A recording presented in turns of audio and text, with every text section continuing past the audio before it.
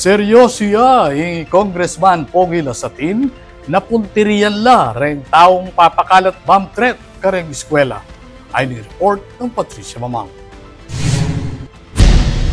Kukulay chay Pampanga 1st District Congressman Carmelo Pogi Lazatin Jr. inyang Webis kang Brigadier General Bernard Yang ding Philippine National Police Anti-Cybercrime Group na mika masusing investigasyon at magsampang kaso laban kareng individual magpakalat bomb threat kareng eskwela. Agpangking report baba king 8 universidad at eskwela king Angeles City at Clark at aluwa pang parti ning Pampanga ing tinanggap bomb threat king milabas sa at Lungaldo. Sinigurado na naman ng PNP na ipairaling matigi ka safety protocols kareng apektadong eskwela bang ay sigurado yung kaligtasan na ring estudyante, mestra at talapagobra. Dikdik ng Lazatin ng pamagpakalat makanining klase ng pamatakot biru-biru at magdulot matinding takot at kapigaganakan king komunidad. Manyaw siya itiking publiko na basta manwala at magpasa kareng beripikadong impormasyon king social media.